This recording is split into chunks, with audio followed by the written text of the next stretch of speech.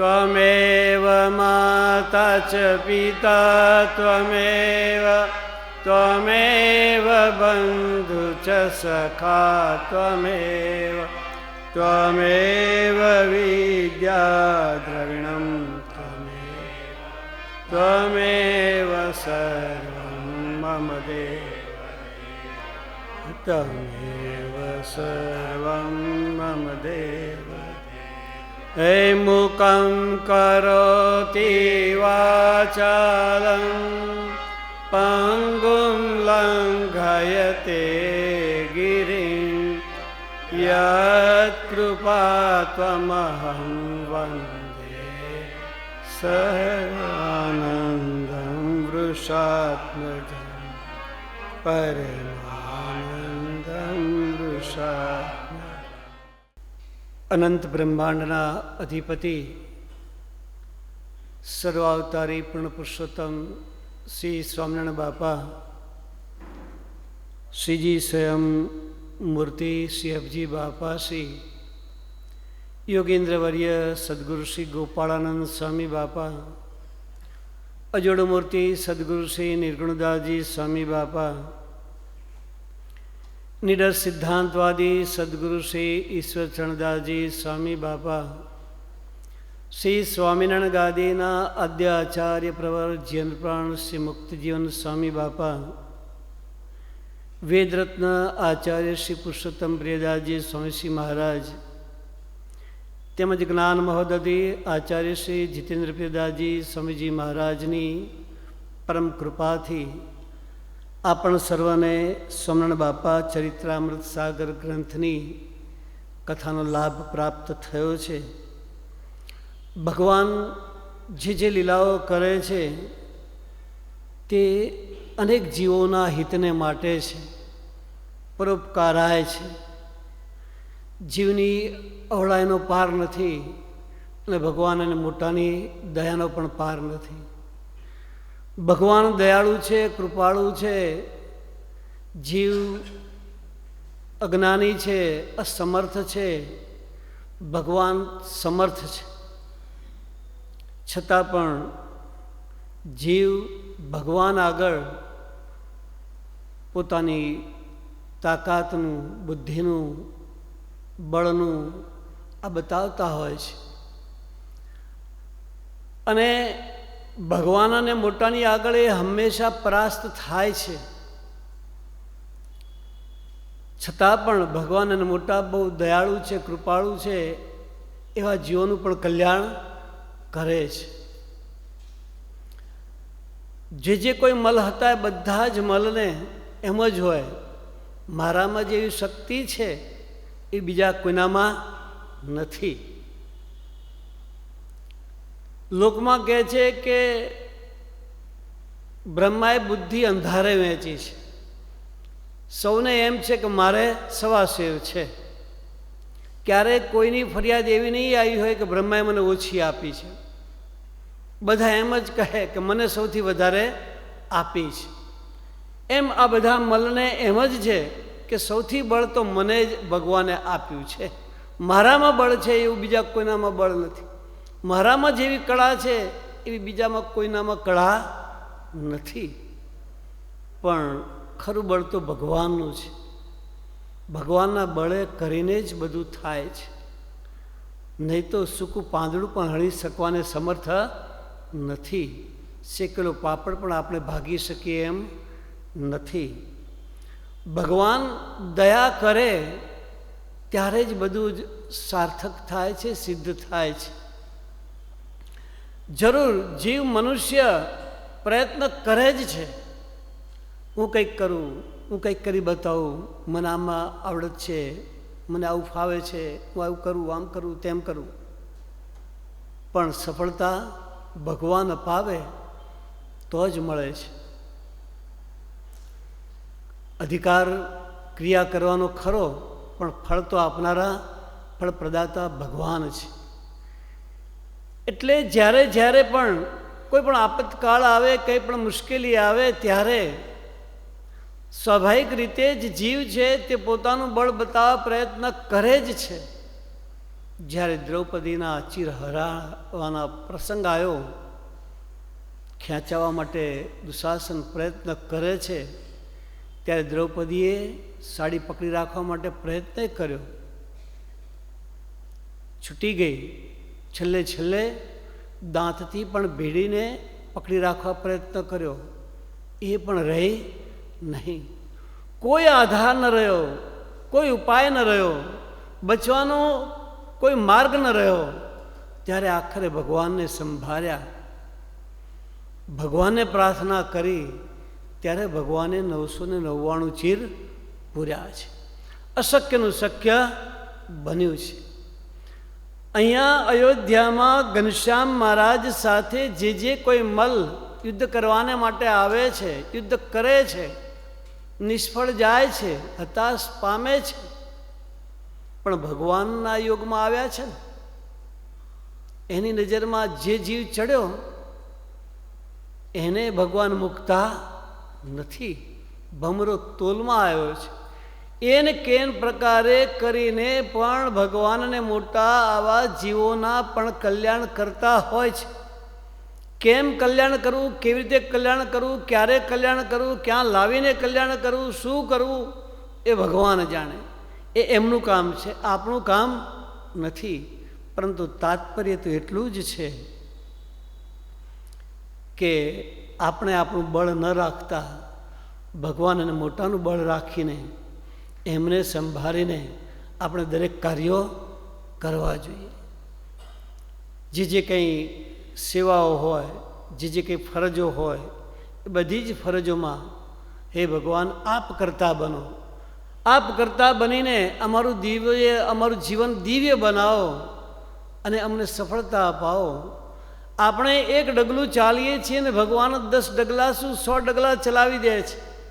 આપણને ઘણી વખત એવો અનુભવ થાય છે કે આ શક્ય નહોતું, આ થાય એમ હતું જ નહીં, પણ થઈને રહ્યું. સપનું પણ આવતું નહોતું, એ સાર્થક બની ગયું, સાચું બની ગયું. ક્યારે બને છે? ભગવાનને મોટા દયા કરે છે ત્યારે બને છે. એમના બળે કરીને થાય એમ છે, આપણા બળે કરીને કંઈ થાય એમ નથી. આમ ભગવાન જે લીલાઓ કરે છે એ લીલાઓમાં પોતાના પ્યારા શિષ્ય ગોપાળ બાપા, નિર્ગુણ બાપાને ઉદ્દેશીને ભગવાનની લીલાઓ અહીં આગળ કહી રહ્યા છે. ભગવાન અયોધ્યાની અંદર નિવાસ કરીને રહ્યા છે તેવા સમયમાં શું બને છે, કેવી લીલા થાય છે તે ગોપાળ બાપા કહે છે. શ્રી ગોપાલ બાપા ઉવાચ અથેકદાસ ધર્મેણ જનકેન સમમ હરિ દિનાખ્યમ નગરમ પ્રાયા દિનબંધુર્મુદાન્વિત તત્રેકો રામદિનાખ્યો વિપ્રો ધર્મસ્ય સન્નિધૌ પ્રશંસામ વૃષભૌ સ્વસ્ય ચકાર ગર્વપૂર્વકમ. ભગવાન જ્યારે બાળલીલા કરી રહ્યા છે ત્યારે કોઈક એક સમયે ધર્મદેવની સાથે એમને દીન નામના નગરે જવાનું થાય છે. અને ત્યાં એ દીન નામના નગરની અંદર એક રામદીન નામનો બ્રાહ્મણ હોય છે, વિપ્ર હોય છે. એ રામદીન નામનો બ્રાહ્મણ એના બળદની બહુ પ્રશંસા કરે છે. મારો બળદ છે ને એ તો બહુ જ બળવાન છે, મારા બળદમાં જોર બહુ જ છે, મારો બળદ ઘણું વજન ખેંચી જાય, મારો બળદ ક્યાંય અટકે નહીં, મારો બળદ કદાચ ખાડામાં પડ્યો હોય તો પણ બહાર નીકળી જાય, ગાડું પણ જો ખૂંચી ગયું હોય તો પણ તેને બહાર કાઢી નાખે. મારો બળદ આવો, મારો બળદ આવો. આ પ્રમાણે વખાણ બહુ કરે છે. ધર્મદેવ પાસે વખાણ કરે છે, ઘનશ્યામ મહારાજ પણ સાંભળે છે. અને તે સમયે કોઈને તે કંઈ આવું અભિમાન હોય, મારું મારું આ, મારું આવું, મારું આવું, મારું આવું, એટલે ભગવાનને એમ તો થાય ને કે કંઈક બોધપાઠ આપવા જેવો છે. એટલે ભગવાન કેવળ દયા કરીને કહે છે કે તમારો બળદ જો બહુ બળવાન હોય અને ગાડાની અંદર બહુ જ વજન ખેંચી જતો હોય તો એક મને ખેંચી જાય તોય ઘણું કહે છે. આમ જ્યાં રામદીનને કહે છે ત્યારે રામદીન એમ કહે છે કે તમે તો નાના છો, તમારામાં શું વજન છે? તમારામાં કાંઈ વજન નથી, તમને લઈ જવાય તો સાહજિક છે, સરળ છે. એ તો તરત જ દોડશે અને ઊભો પણ નહીં રહે, એવો બળદ છે. કાંઈ વાંધો નહીં, બોલાવું. ગાડાને બોલાવે છે, બળદને જોડે છે. ગાડાને માણસ પાસે મંગાવીને બળદને જોડીને પછી ઘનશ્યામ મહારાજને કહે છે કે હવે બેસી જાઓ. અને બળદ ઉપાડું છું, હવે ગાડું ઉપાડું છું. જ્યાં ઘનશ્યામ મહારાજ બેઠા પણ બળદ હલી શકતો નહોતો. બળદ સહેજ પણ હલી શક્યો નહીં. એટલે વિચાર કરે છે કે શું થયું? ઘનશ્યામ મહારાજ કહે છે કે તમે કહેતા હતા કે અમારો બળદ તો બહુ બળવાન છે અને કેમ હવે હલતો જ નથી, એક ડગલું પણ ચાલતો નથી? ત્યારે રામદીન કહે છે કે કોણ જાણે, શી ખબર, કંઈ ખબર પડતી નથી કહે છે. રામદીને ઘણો પ્રયત્ન કર્યો પણ બળદ આગળ વધી ન શક્યો. બળદ આગળ વધી ન શક્યો એટલે પછી ઘનશ્યામ મહારાજ કહે છે કે હવે તો હું ઉતરી જાઉં કહે છે. પછી ઘનશ્યામ મહારાજ ઉતરી જાય છે. ઘનશ્યામ મહારાજ ઉતરે છે એટલે બળદ ચાલવા માંડે છે. ત્યારે રામદીન કહે છે કે હવે બળદ બરાબર ચાલે, હવે વાંધો નહીં, હવે તમે બેસી જાઓ કે છે, હવે બરાબર ચાલે છે. તો ઘનશ્યામ મહારાજે કહે છે કે ના, હવે મારે બેસવું નથી. ખાતરી થઈ ગઈ કે તમારો બળદ મને ખેંચી શકશે નહીં. ત્યારે રામદીન કહે છે કે તે વખતે મેં એને પંપાળ્યો નહોતો. જો પંપાળ્યો હોત તો એ ચાલવા માંડ્યો હોત, પણ હવે મેં પંપાળ્યો ને એટલે ચાલે છે. પણ ઘનશ્યામ મહારાજ કહે છે કે ના, હવે મારે બેસવું નથી. રામદીન કહે છે કે ના ના, તમે જુઓ તો ખરા, મારો બળદ બહુ બળવાન છે, બહુ જ બળવાન છે, અતિશય બળવાન છે, દોડશે કે છે, ઊભો નહીં રહે. ત્યારે ઘનશ્યામ મહારાજ કહે છે કે તો પછી એમ કરીએ, મારી આ ટોપી છે ને, ઘનશ્યામ મહારાજની ટોપી એ ગાડામાં મૂકે છે. સાંપ્રતમ અહમ શકટોપરી પુનઃ ન આરોષ્યે છે કિંતુ મેં ઇમામ ટોપિકામ રક્ષામી તામ પ્રકર્ષતા. આ મારી ટોપીને જો ખેંચી જાય, એ જો વજન ખેંચી જશે તો માનીએ કે તમારો બળદ બહુ બળવાન છે. પછી ટોપી મૂકી ત્યારે વળી પાછો રામદીનનો જે બળદ છે તે આગળ હલી શક્યો નહીં. રામદીનનો બળદ આગળ હલી ન શક્યો. રામદીન વિચાર કરે છે, જોયા કરે છે, વિસ્મય પામે છે, શું થયું? એક ટોપીનો જ ભાર આવ્યો.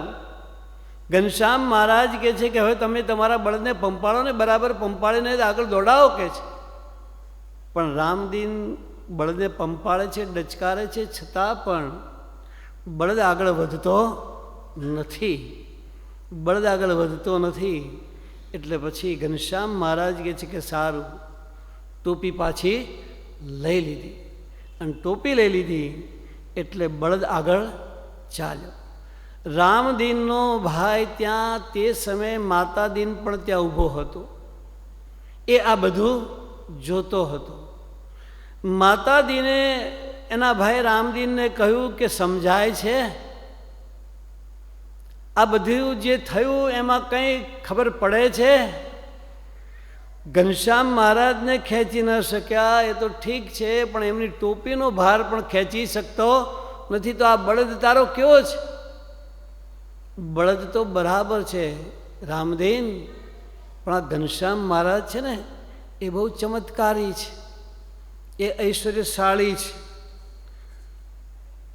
ઘનશ્યામ મહારાજ ને તો ન ખેંચી શક્યો, પણ એમની ટોપીને પણ ખેંચી ન શકે, તો આ ઘનશ્યામ મહારાજ કેવા સમર્થ હશે? ભગવાન અને મોટા બહુ જ સમર્થ હોય. એ જેટલું વહન કરી શકે એટલું બીજા કોઈ વહન કરી શકે નહીં. અહીંયા આ દીનનગર નામના ગામને વિશે રામદીનને આ બોધપાઠ આપ્યો. માતા દીન એનો ભાઈ તો સમજી ગયો કે ઘનશ્યામ મહારાજ બહુ જ સમર્થ છે. એ જે સામર્થ્ય છે એને કારણે જ મારા ભાઈનો ગર્વ ઉતારવાને માટે, બળદ ઉપર જે અભિમાન છે એ અભિમાન દૂર કરવા માટે જ ભગવાને આવી લીલા કરી છે. ભગવાન સૌના ગર્વ ઉતારે છે, પણ જીવને ગર્વ તો બહુ જ હોય છે. જીવ પ્રાણી માત્રને એમ જ હોય છે કે મારા વગર કંઈ ચાલે નહીં. ઘરડા થયા હોય, અશક્તિમાન હોય, બહુ હાલી ચાલી શકે એમ ન હોય, તેમ છતાં પણ એવું ક્યારેક ક્યારેક કોઈકને રહેતું હોય છે. કારણ કે લોકમાં પણ કહે છે કે ઘરડા હોય, વડીલો હોય, એ ગાડા વાળે. જરૂર ગાડા વાળે, ન વાળે એવું નહીં, વાળે, પણ ક્યારેક સીધા અને ક્યારેક એવું પણ થઈ જાય. એટલે જીવને આવો એક અભિમાન હોય છે, પરંતુ ભગવાન અને મોટા જે કંઈ સહન કરી શકે, વહન કરી શકે, એમનામાં જેટલું સામર્થ્ય છે એવું સામર્થ્ય બીજા કોઈનામાં નથી. જ્યારે નીલકંઠ વર્ણી વનવિચરણ કરતા કરતા લોજ ગામે આવ્યા હતા. લોજ ગામે આવ્યા હતા ત્યારે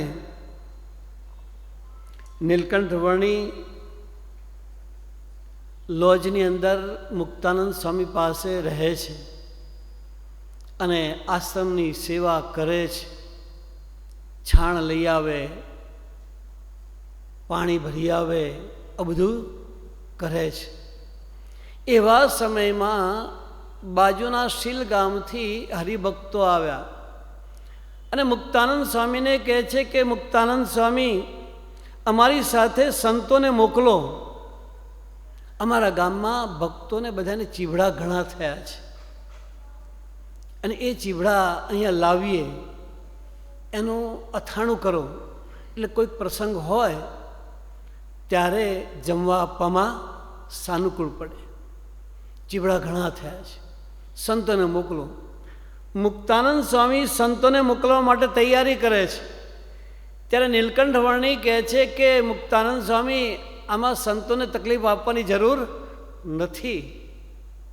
હું આ હરિભક્તો સાથે જાઉં અને ચીભડા અહીંયા લઈ આવું છું. કે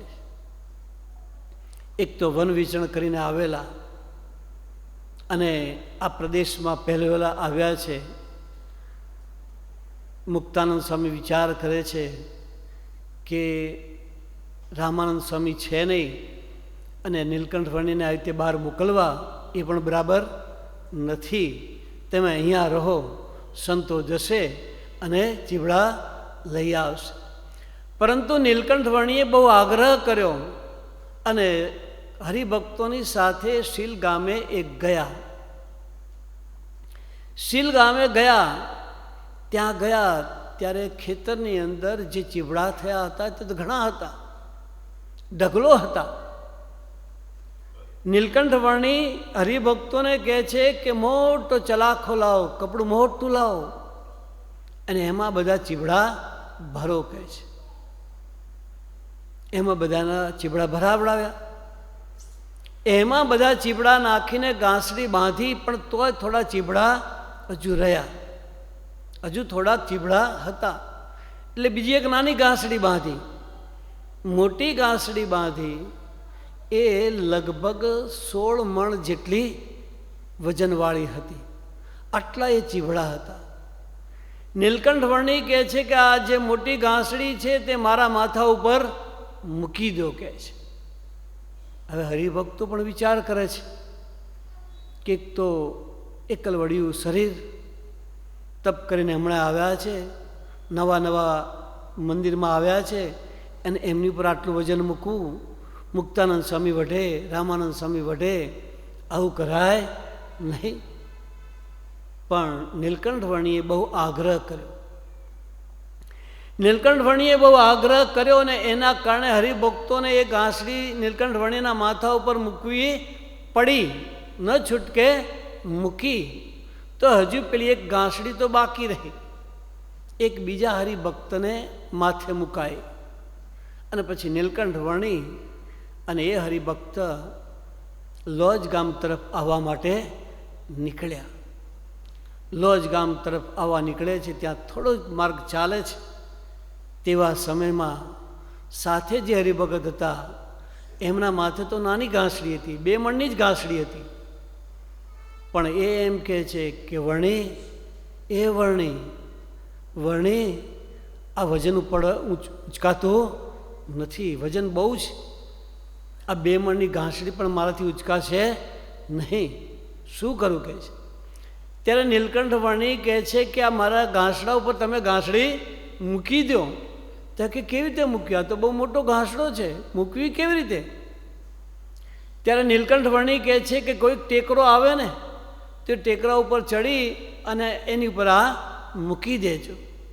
તો આગળ જતાં ટેકરો આવ્યો અને નીલકંઠ વર્ણીના માથે જે 16 મણની ઘાસડી છે એની ઉપર આ હરિભક્તે 2 મણની ઘાસડી મૂકી દીધી અને પછી સડસડાટ ચાલવા માંડ્યા.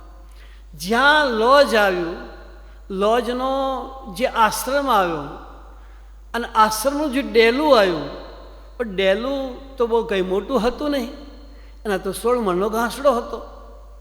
એટલે સડસડાટ નીલકંઠ વર્ણી જાય છે, બારણામાં પેસે છે, ડેલામાં પેસે છે. ઘાસડી, મોટો ઘાસડો અને નાની ઘાસડી 2 બહાર પડે છે અને નીલકંઠ વર્ણી અંદર મુક્તાનંદ સ્વામી પાસે જાય છે અને મુક્તાનંદ સ્વામીને કહે છે કે મુક્તાનંદ સ્વામી ચીભડા આવી ગયા છે, મંદિરની બહાર પડ્યા છે, સંતોને મોકલો, લઈ આવે. મુક્તાનંદ સ્વામીએ મોકલ્યા. જોયું આટલો મોટો ઘાસડો, આટલું બધું કોણ ઉપાડીને લાવ્યું, કેવી રીતે લાવ્યા.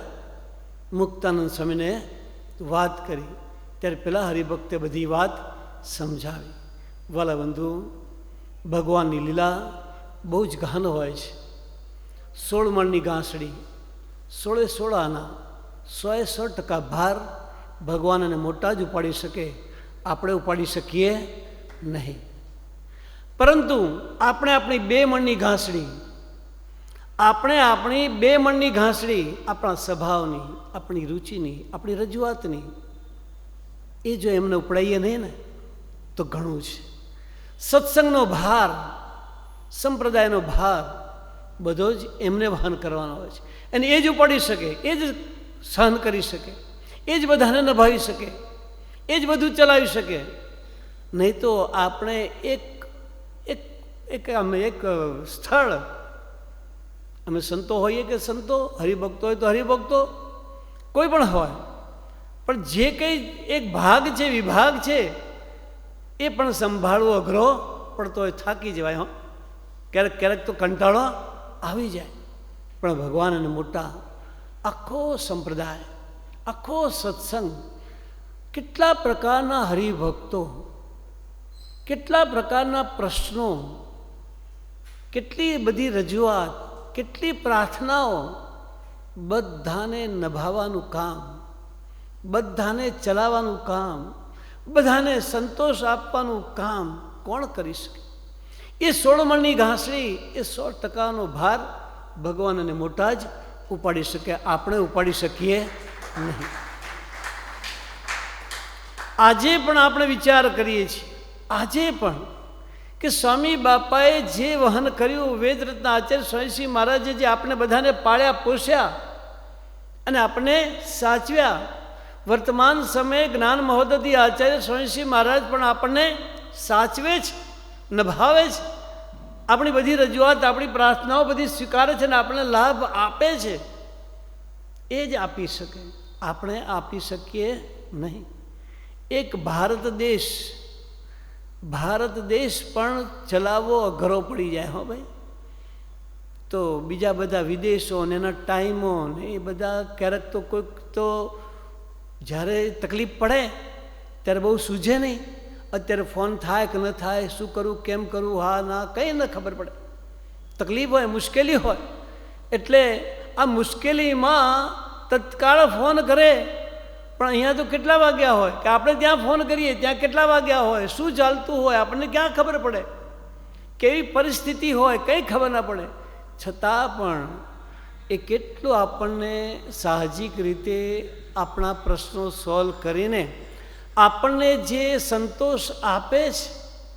વાલા બંધુ, આપણી પર ભગવાનની અસીમ દયા કે સ્વામી બાપાએ વેદરત્ન આચાર્ય સ્વામીશ્રી મહારાજે જે જ્ઞાન મહોદધિ આચાર્ય સ્વામીશ્રી મહારાજે આપ્યા છે, પ્રસન્ન મુદ્રા. શું ભાઈ? પ્રસન્ન મુદ્રા. કોઈ ચિંતા ના કરો. અમે સંતો ખબર છે બધા, કરો, કોઈ ચિંતા કરશો નહીં. કેટલું બળ, કેટલી હિંમત આપે. ગમે તે થયું હોય, આજે શું, થોડા વર્ષો પહેલાં પણ શું, કંઈ પણ બન્યું, સારું, કંઈ વાંધો નહીં, કોઈ ચિંતા ના કરો. બધું જે પૂરું કરી લે વેદરત્ન આચાર્ય સ્વામીશ્રી મહારાજ પાસે. એટલે આપણને કેવા મળ્યા છે. આપણે એવી માંગણી નહોતી કરી, આપણે એવી ઈચ્છા નહોતી, આપણને કંઈ ખબર નહોતી કે આપણને આવી દયા કરીને આવા આપણને આપે. એવી રીતે સ્વર્ણ ભગવાને આપણને આ નાદવંશી ગુરુ પરંપરામાં આવા જ્ઞાન મહોદધિ આચાર્ય સ્વામીશ્રી મહારાજ આપ્યા છે. એ આ બધું વહન કરે છે. આપણે તો એક ટોપીનો ભાર પણ ઉપાડી શકીએ એમ નથી. હો ભાઈ, એક ટોપીનો ભાર પણ આપણે ઉપાડી શકીએ એમ નથી. એટલે વાલા બંધુ, ઘનશ્યામ મહારાજ જે કંઈ લીલાઓ કરે છે, એ લીલાઓમાં આપણને સર્વને આવા સદબોધ ગોપાળ બાપા પોતાના પ્યારા શિષ્ય નિર્ગુણ બાપાને ઉદ્દેશીને આપણને આ વાત સમજાવી રહ્યા છે. અહીંયા ગોપાળ બાપા કહે છે કે એક સમયે ઘનશ્યામ મહારાજ બીજી પણ લીલા કરે છે. તે બીજી લીલા કઈ કરે છે તે કહે છે કે ઘનશ્યામ મહારાજ એકદા શ્રીહરિ રામ પ્રતાપેન સંબંધુના સાકમ જગામ સેનાયામ લાક્ષાયન પુરુષેહી. એક સમયે રામ પ્રતાપભાઈ નોકરી કરવાને માટે દૂર દેશાંતર જાય છે. દૂર દેશાંતર જે જાય છે એ લાક્ષાયનપુર, હિન્દીપુર, ત્યાં રાજાને ત્યાં નોકરી માટે જાય છે. છપૈયા અયોધ્યાથી ખાસું દૂર છે. ચાલતા ચાલતા અઠવાડિયું 10 દિવસ થઈ જાય એટલે એ દૂર છે. અને રામ પ્રતાપભાઈ નોકરી કરવાના માટે ગયા. આ જે નોકરી કરવાના માટે ગયા છે, પ્રસંગ છે. પ્રસંગ અનેક જીવોના હિત માટે પણ છે, સાથે સાથે શું પરિસ્થિતિ છે એ પણ સમજાઈ જાય છે કે શાના માટે ગયા છે? નોકરી કરવાના માટે ગયા છે. શાના માટે? નોકરી કરવાના માટે. રાજાને ત્યાં નોકરી કરવાના માટે ગયા છે અને દૂર છે. ઘણા દિવસ થયા, પહોંચ્યા, ખુશ ખબર, હા ના, કેમ છે, બધું સેટ થઈ ગયું છે, કંઈ હા ના, કોઈ ખબર નથી. 8 મહિના પસાર થઈ ગયા, કોઈ કાગળ નથી. એટલે ધર્મદેવ પણ વિચાર કરે છે કે શું કરીશું. એમ કરું, લાવ ખબર તો કાઢી આવું, મળી આવું, જાઉં અને મળીને પાછો આવું. અહીંયા બધાને સમાચાર આપું, આવી રીતે સેટ થઈ ગયા છે, આટલો પગાર છે, આમ છે, તેમ છે, આ બધું વાત કરું. આમ ધર્મદેવ વિચાર કરે છે ત્યારે ઘનશ્યામ મહારાજ કહે છે કે મારે પણ આવવું છે. ધર્મદેવ કહે છે કે ચાલીને જવાનું છે, તમે ચાલીને મારી સાથે પહોંચી શકશો નહીં. પણ ઘનશ્યામ મહારાજ આગ્રહ કરે છે એટલે સાથે જવા માટે તૈયાર થાય છે. સાથે જવા માટે તૈયાર થાય છે. થોડાક આગળ જાય છે, 1-2 ગામ પહોંચે છે અને ઘનશ્યામ મહારાજ થાકી જાય છે. ત્યારે ધર્મદેવ કહે છે કે તમે આમ થાકી જશો તો પછી ત્યાં કઈ રીતે પહોંચાશે?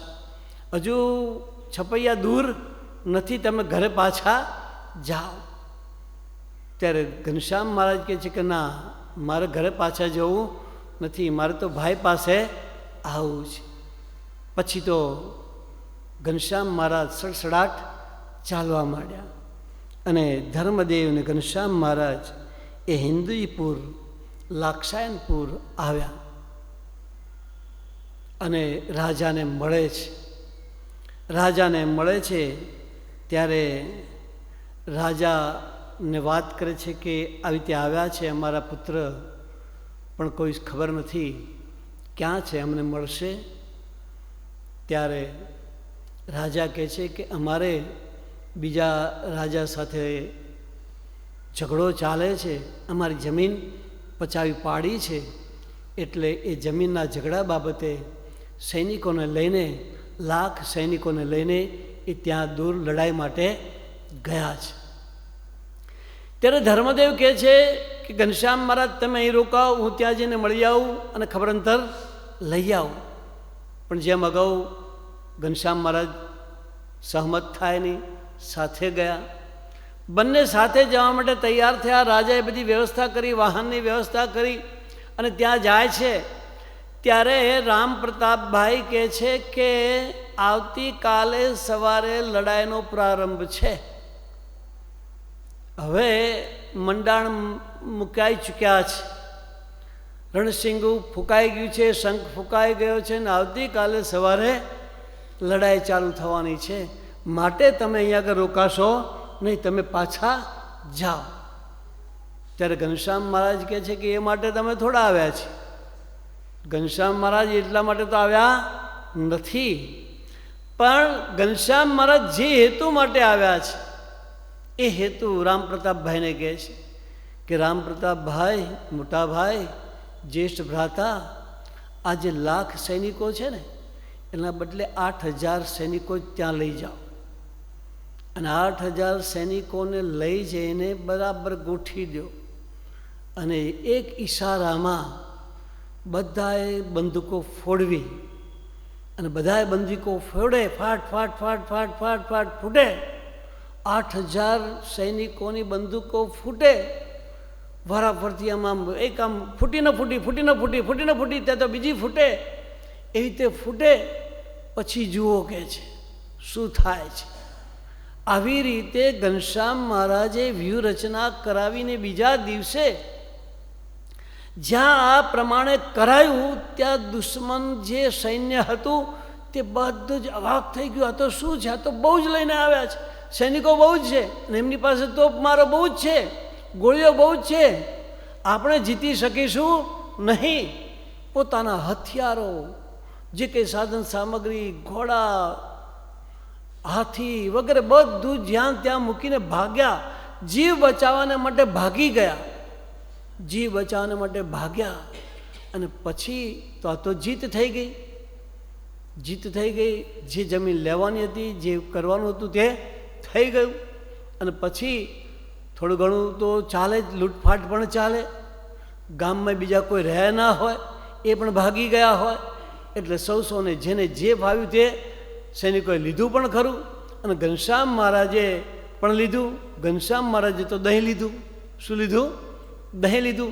એમણે બીજું કંઈ લીધું નહીં અને બધાને દહીં જમાડ્યું. ઘનશ્યામ મહારાજ અહીંયા આવીને આવી જે લીલા કરી અને રામ પ્રતાપભાઈને જીતાડ્યા અને ત્યાર પછી જીતીને રાજા પાસે આવે છે. રામ પ્રતાપભાઈની અધ્યક્ષતામાં એમના નેજા હેઠળ આ લડાઈ થઈ હતી અને જીત્યા. એટલે રાજાએ એમને શિરપાવ પણ આપ્યું. પણ વાલા બંધુ, જાણવા જેવું એમ છે, શાસ્ત્રમાં એમ કહ્યું છે કે રામ પ્રતાપભાઈને એ વખતે 60 રૂપિયા પગાર નક્કી કરેલો હતો. કેટલા? 60 રૂપિયા પગાર. અને આટલું જોખમ આવા સરસેનાપતિ તરીકેની ફરજ બજાવવાની હતી. ઘનશ્યામ મહારાજ આવી રીતે આવીને જે જીત અપાવી, ભગવાન ભેગા હોય ત્યારે જીત થાય છે, એ સિવાય જીત મળતી નથી. વિજય ત્યારે થાય, એ સિવાય ન થાય. અનુકૂલે જગન્નાથે સર્વમ અનુકૂલમ ભવતી, પ્રતિકૂલમ જગન્નાથે સર્વમ પ્રતિકૂલમ ભવતી. જ્યારે ભગવાનને મોટા અનુકૂળ થાય, એમના આશીર્વાદ મળે, એમની કૃપા આપણી પર થાય, ત્યારે જ સફળતા મળે છે. એ સિવાય સફળતા મળતી હોતી નથી. વાલા બંધુઓ, ભગવાન આવી જે લીલા કરી રહ્યા છે, અને આવી લીલામાં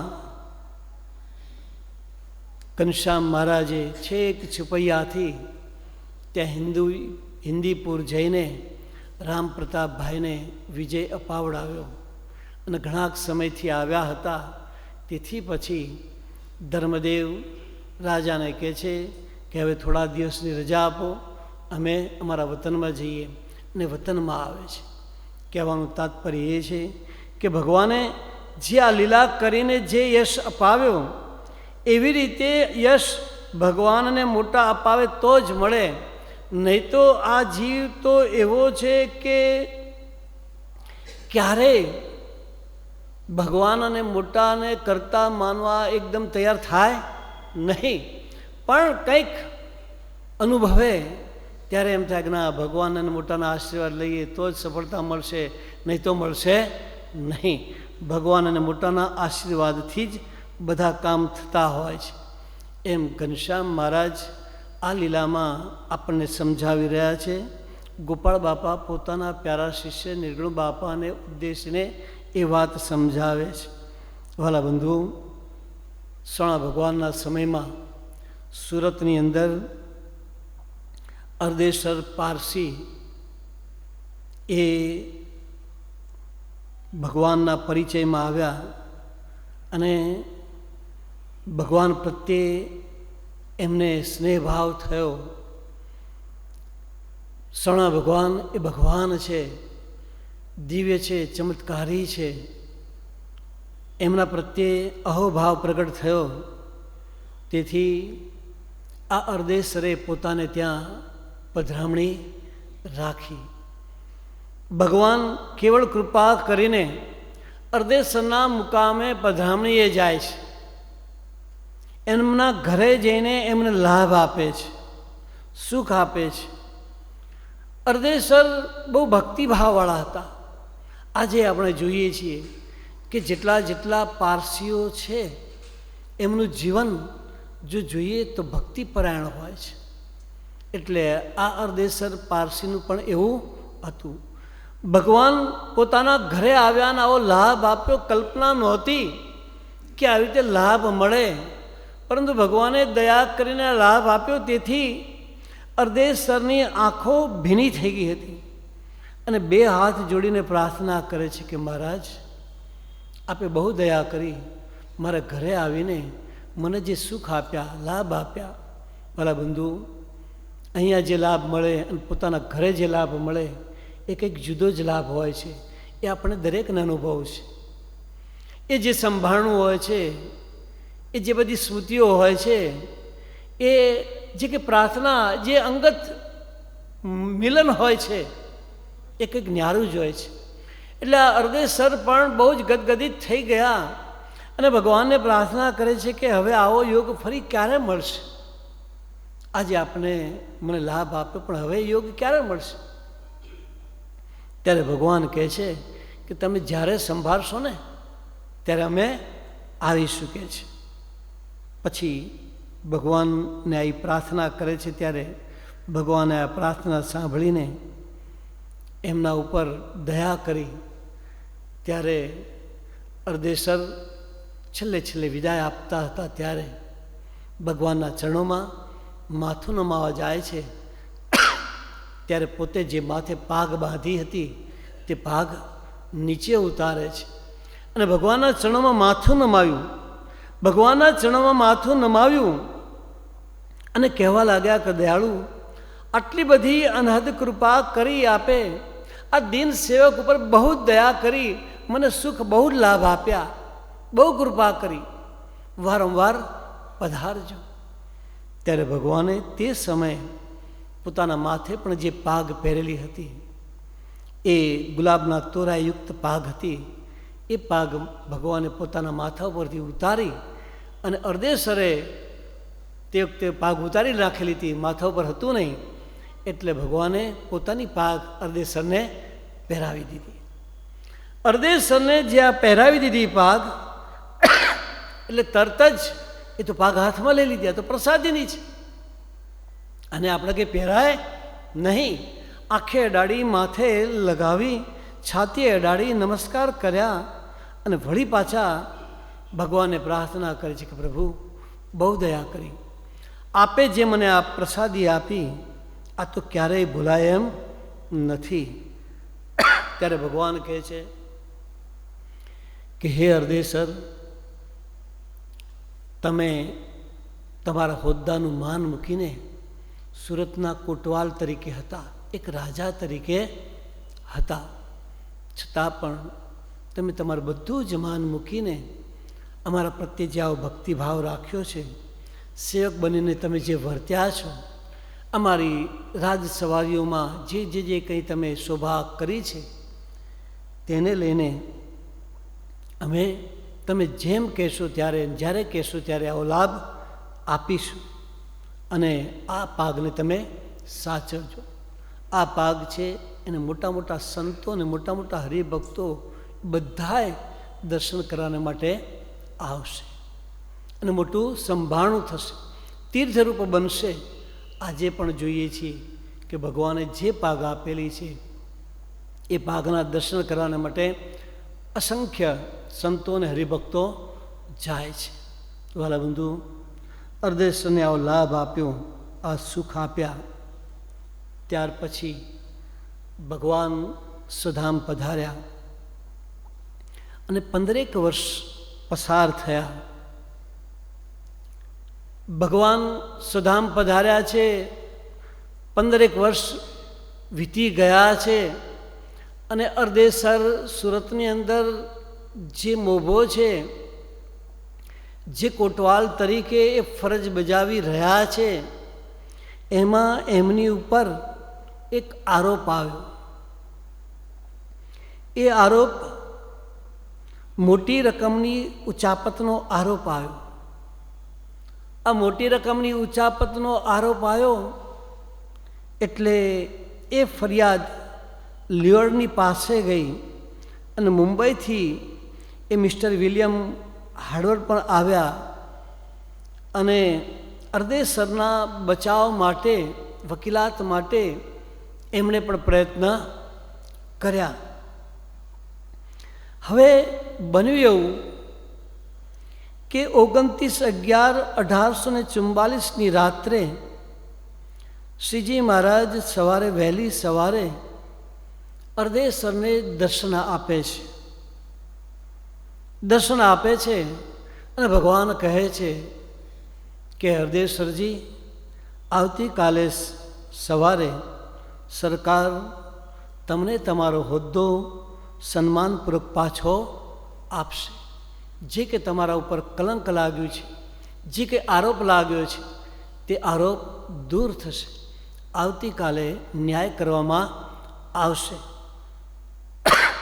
એમ કહીને ભગવાને અર્ધેસરના કપાળમાં કંકુનો ચાંદલો કર્યો. કંકુનો ચાંદલો કર્યો. જાગ્યા ત્યારે અર્ધેસરે પોતાના કપાળમાં કંકુનો ચાંદલો પણ જોયો કે હવે તો પાકી ખાતરી, ભગવાને જે મને દર્શન આપ્યા અને જે આશીર્વાદ આપ્યા, મારી ઉપર જે આરોપ છે એ આરોપ તો દૂર થઈ જશે, પરંતુ સરકાર સન્માનપૂર્વક મને મારો હોદ્દો પાછો પણ આપશે. તેથી બીજા જ દિવસે જજમેન્ટ, એટલે કે તારીખ 30/11/1844ના દિવસે જ્યુડિશિયલ કમિશનર મિસ્ટર હર્ટે એ જજમેન્ટ આપ્યું અને એમાં અર્ધેસરને નિર્દોષ ઠેરાવ્યા અને પુનઃ એમને સન્માનપૂર્વક સત્તા સોંપી દીધી, એમનો હોદ્દો પાછો આપ્યો. વાલા બંધુ, આ વાત તો ભગવાનના સમયની છે. એ સ્વામિનારાયણ ભગવાન કેવા દયાળુ છે. એ સ્વામિનારાયણ ભગવાન આપણી આ નાદવંશીય ગુરુ પરંપરા દ્વારા કેવા કાર્યો કરે છે તે આપણને સૌને એ અનુભવીએ છીએ ત્યારે એ ખાતરી થાય છે, વારંવાર પ્રતીતિ થાય છે કે ના, શ્રવણ ભગવાન આ શ્રવણ ગાદીએ પ્રગટ અને પ્રત્યક્ષ બિરાજીને આપણને લાભ આપે છે. દ્વાર ગમે તે બતાવે, પરંતુ લાભ આપનારા તો સ્વયં શ્રવણ ભગવાન છે. વાલા બંધુ, જેમ અરદેશરનો પ્રસંગ બન્યો એવો જ પ્રસંગ આપણા શ્રી શ્રવણ કોલેજના પ્રિન્સિપાલ કાંતિભાઈ માધવલાલ આચાર્ય, એમનો પ્રસંગ છે. કાંતિભાઈ, આપણે સૌ જાણીએ છીએ તે અનુસાર કે કાંતિભાઈ આપણી આ સંસ્થા માટે આ શ્રવણ કોલેજની અંદર એ પ્રિન્સિપાલ તરીકે હતા અને જે કંઈ ફરજો બજાવી છે તે ફરજો કેવી બજાવી છે એ ઘણા ખરા જાણે છે. કાંતિભાઈ સાહેબ એ મૂળ વતન તો ઊંઝાના અને બ્રાહ્મણ શેરીમાં એમનું ઘર, બાજુમાં જે સ્વામિનારાયણ મંદિર. એમનો જન્મ તો વિરંગામ મોસાળામાં થયો હતો. એમના પિતાનું નામ માધવલાલભાઈ, પણ માતુશ્રીનું નામ જીવીબા હતું. કાંતિભાઈએ એસએસસી સુધીની પરીક્ષાઓ પાસ કરી અને પોસ્ટ માસ્ટરની નોકરી પણ કરી અને બીએ પણ પાસ કર્યું, એમએની ડિગ્રી પણ મેળવી. કાંતિભાઈ સાહેબની જે વિદ્વત્તા, બ્રાહ્મણ એવા વિદ્વાન હતા કે ન પૂછો વાત. એમનામાં જે બ્રહ્મત્વ, આદિકાળથી જે આપણી સંસ્કૃતિ જે ચાલે છે તે અનુસાર નીતિ નિયમોમાં રહેવાનું અને દેશભક્તિ ને પ્રભુભક્તિ એ બંને એ નિભાવતા. આવા એ કાંતિભાઈ સાહેબ સીએન વિદ્યાલયમાં 2 વર્ષ સુધી શિક્ષક તરીકે પણ રહ્યા છે. અને આપણી જે કોલેજ, એ કોલેજ પહેલાં સરોદય કોલેજ નામે હતી, સિટી મિલ કમ્પાઉન્ડમાં હતી. સ્વામી બાપાએ લીધી અને સ્વામિનારાયણ કોલેજ એવું નામાભિધાન કર્યું. એ 1958-59ના ગાળામાં આપણે લીધી. ત્યાર પછી કાંતિભાઈ સાહેબ આપણી કોલેજની અંદર એ પ્રિન્સિપાલ તરીકે પણ રહ્યા. 1962થી 1978 સુધી સ્વામિનારાયણ કોલેજના પ્રિન્સિપાલ તરીકે સેવા આપી છે. સ્વામી બાપાનું આપણે જીવન જાણીએ છીએ કે કોલેજના કોઈ પણ પ્રોફેસર હોય, પ્રિન્સિપાલ હોય, અહીંયા મણિનગરના કોઈ પણ કેળવણીકાર હોય, શિક્ષણવિદ હોય, એ સ્વામી બાપાથી સારો પરિચિત જ હોય. એને સ્વામી બાપાની સાથે મળવાનું, હાના સ્વામી બાપાને મળ્યા વગર એને ગમે નહીં, એવું બધું હોય જ. એટલે સ્વામી બાપા કોલેજના પ્રિન્સિપાલ કાંતિભાઈ સાથે પણ જે રહ્યા, સ્વામી બાપાનો જે અનુભવ કર્યો તે અનુભવ અનુસારે પણ કાંતિભાઈ સાહેબને સ્વામી બાપા પ્રત્યે ખૂબ જ અહોભાવ, મહિમાભાવ અને સ્વામી બાપાને રાજી કરવાને માટે કોલેજના પ્રિન્સિપાલ તરીકે તો ખરા, તેમ છતાં પણ એનસીસીના મેજર ઓફિસર તરીકે પણ સેવા આપી છે. અને આપણી જે હોસ્ટેલ ચાલતી હતી તે હોસ્ટેલમાં રેક્ટર તરીકે પણ સેવા આપી છે. આવા એ કાંતિભાઈ સાહેબ અને એ પ્રવક્તા, એમનું જે ભાષણ, એમનું જે બોલવું એ બહુ ન્યારું હતું, છટાદાર હતું. જેવું પરિણામ લાવવું હોય, જેવું વાતાવરણ ખડું કરવું હોય એવું એ કરી શકતા હતા. વાલા બંધુઓ, પૂજ્ય સંતોને ગીતાનો અભ્યાસ અને બીજા શાસ્ત્રોનો અભ્યાસ પણ એમણે કરાવ્યો છે અને સારી રીતે સમજાવેલા છે. સારો બોધપાઠ પણ આપેલો છે. સંતોને જે સંસ્કૃતમાં ટ્રેન કરવામાં એમણે જે મહેનત કરી છે એ પણ કરી છે. આ તો હજુ કંઈક સામાન્ય, પણ એમણે જે શ્રી મુક્તજીન સ્વામી બાપા લીલામૃત સાગરની રચનામાં સેવા આપી છે, જેમ હરિલીલામૃતમાં કવિશ્વર દલપતરામે આપી છે તેવી સેવા એમણે આપી છે. એટલે વાલા બંધુઓ, આવા જે કાંતિભાઈ સાહેબ, જેમ હમણાં કહ્યું તેમ દેશભક્તિ ને પ્રભુભક્તિ, એ RSSના કાર્યકર્તા પણ તરીકે હતા અને ગુજરાત શાખાના પ્રમુખ તરીકે ઈસવીસન 1981થી 2002 સુધી RSSના ગુજરાત શાખાના પ્રમુખ તરીકે પણ રહ્યા છે. અને જ્યાં જ્યાં RSSની સભાઓ હોય, દેશભક્તિ માટે જે કંઈ કહેવાનું હોય, કરવાનું હોય, ત્યારે એમનું પ્રવચન અવશ્ય હોય એવા. અને એક કાંતિભાઈ સાહેબ નરેન્દ્રભાઈ મોદી બાબતે કહે છે, કારણ કે પ્રિન્સિપાલ તરીકે રહેલા અને નરેન્દ્રભાઈ વિદ્યાર્થી તરીકે પણ રહેલા, અને બંને RSSના કાર્યકર્તાઓ. એટલે બે આંખે નહીં પણ ચાર આંખે નરેન્દ્રભાઈ મોદીને જોતા હતા. કેમ કે ક્લાસમાં આવે, હાજરી પુરાય, પહેલો પીરિયડ પૂરો થાય, પછી નરેન્દ્રભાઈ મોદી બગીચામાં બેસે અને સંઘનું કામ કર્યા કરે. જ્યારે જ્યારે અહીંયા મુખ્યમંત્રી તરીકે રહ્યા અને પછી જે જે કે પ્રવચનો આપતા હતા, ત્યારે કાંતિભાઈ સાહેબ અમને પણ એમ કહેતા હતા કે એમના જે શબ્દો, એમની જે રજૂઆત, એમને કોઈ જીતી ન શકે. એમને જે રીતે કહેવું હોય એ રીતે કહી જ શકે, કોઈને ખોટું ન લાગે, સાચી વાત પણ કરી દે, બધું જ એમને આવડે. આવો અનુભવ પહેલેથી કાંતિભાઈ સાહેબને. એટલે RSSમાં જે પ્રમુખ તરીકે રહ્યા હોય અને એમ નરેન્દ્રભાઈ મોદીને બધા ભેગા કાર્ય કરેલું હોય, એ શું ન કહી શકે, બધો અનુભવ હતો. એ તો ખરું, પરંતુ વાલા બંધુઓ, કાંતિભાઈ સાહેબ આપણે જ્યારે વચનામૃત અંગ્રેજી 1981માં દ્વિશતાબ્દી મહોત્સવ પર ભાષાંતર કર્યું, પરંતુ એ ઇન્ડિયન ઇંગ્લિશ ટાઈપનું થયું. અમેરિકાવાળા, ઇંગ્લેન્ડવાળા કે બરાબર નથી, સાદી ભાષા છે, આ ન ચાલે, ફરી કરો, ફરી કરો, આમને આપો, આમને આપો. યુનિવર્સિટીના પ્રોફેસરો એના જે મુખ્ય હોય એને આપ્યું, ટેસ્ટ કરાવ્યું, એક બે વચ્ચામાં ભાષાંતર કરાવ્યા, પણ કોઈ પાસ થતા નહોતા. ન તો ઇંગ્લેન્ડવાળા પાસ કરે, ન અમેરિકાવાળા પાસ કરે. પછી થાક્યા અને કાંતિભાઈ સાહેબને કહ્યું, તમે લખો, કે તમે હવે ભાષાંતર કરો. ને એક વચનામૃતનું ભાષાંતર કરીને આપ્યું. અને જ્યાં ઇંગ્લેન્ડને અમેરિકા મોકલ્યું, આ બરાબર, આ ભાષાંતર બરાબર.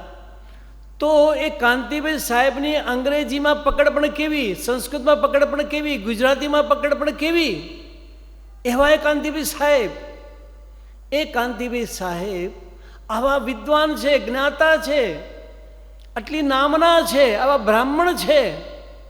એ કાંતિભાઈ સાહેબ ને ગુજરાત યુનિવર્સિટીમાં ચૂંટણીમાં ઊભા રહેવું હતું. અને બધા જે મિત્ર મંડળો હતા, એ મિત્ર મંડળો આ મિત્ર ખરા, પણ સાથ સહકાર નહોતો કે અમે તમને મત આપીશું, અમે તમારી પડખે જ છીએ. બોલે ખરા, પણ ખોખરું બોલે, ઢીલું બોલે. એટલે કાંતિભાઈ સાહેબ વિચાર કરે છે કે શું કરવું, મારે શું નિર્ણય કરવો. એમાં એક રાત્રે કાંતિભાઈ સાહેબ સૂતા હતા અને સપનું આવ્યું.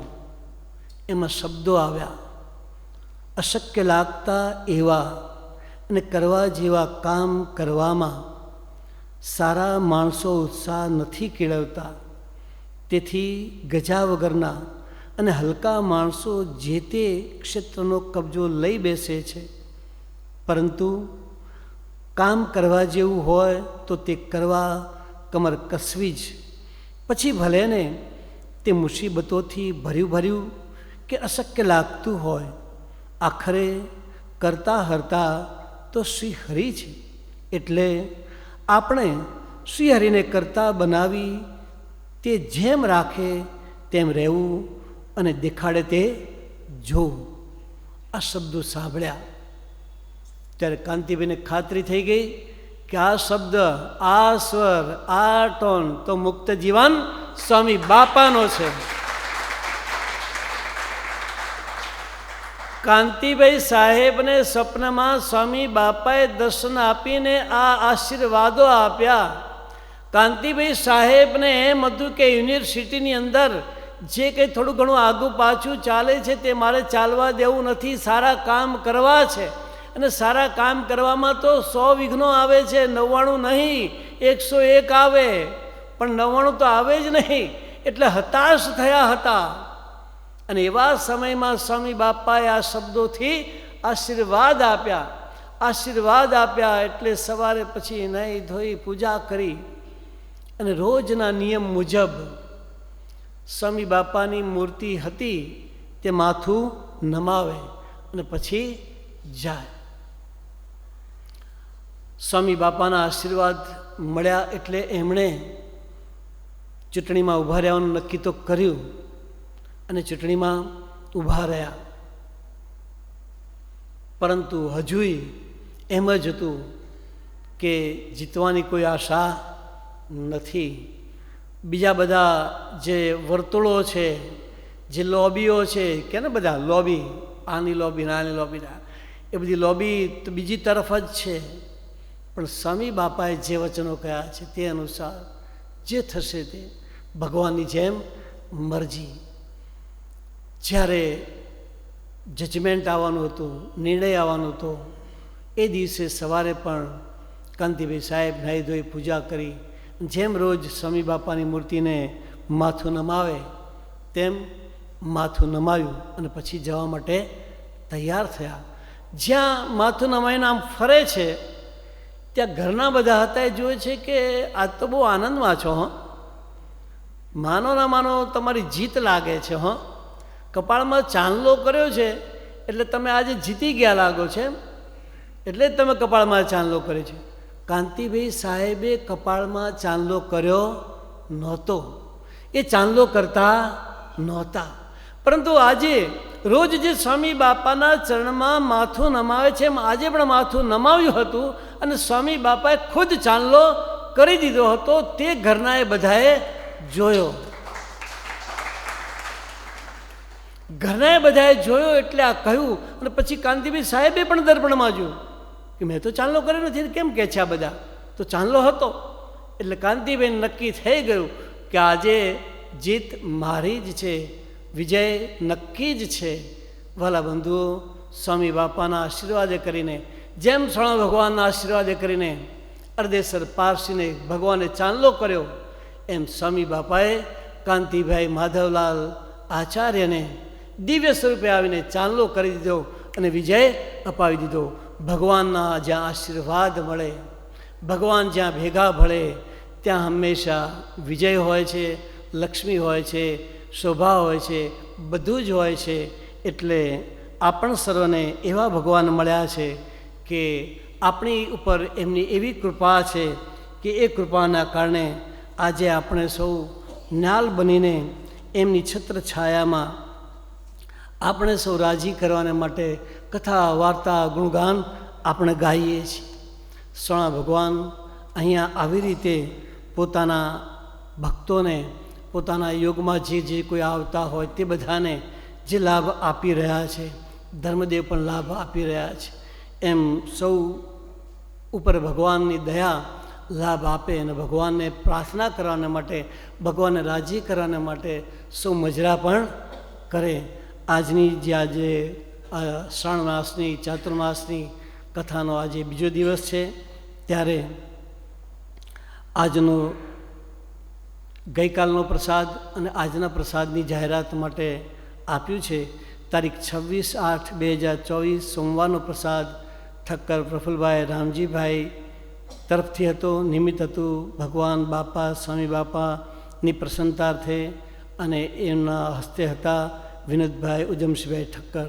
અને આજનો જે પ્રસાદ છે તે તારીખ 27/8/2024 મંગળવાર, તે તે પ્રસાદ હીરાવાડી, ભાર્ગવ, સરસપુર, બાપુનગરની સભાના બધા જ જે ભક્તો છે તેમને મળીને તેમની પ્રાર્થના છે કે બાપાનો ખૂબ ખૂબ રાજીપો થાય અને અમારું મંડળ વધારે ને વધારે બળવાન બને અને વધારે વધારે રાજી કરી શકીએ તેવી દિવ્ય બળ, બુદ્ધિ, શક્તિ, ભક્તિ પ્રદાન થાય એ પ્રાર્થના સાથે એમને આ પ્રસાદ રાખ્યો છે. તો આપણે પણ એમની પ્રાર્થનામાં ભેગા મળીને ભગવાનને પ્રાર્થના કરીએ. વિશેષ પ્રાર્થના એ પણ કરીએ કે ભગવાને જે લીલા કરીને આપણને સુખ આપ્યા છે અને આપે છે એવા સુખને સુખ વધારે આપતા રહે એવી લીલાઓનું ગાન આપણે સૌ કરતા રહીએ અને એમની મૂર્તિમાં તન્મય બનીએ.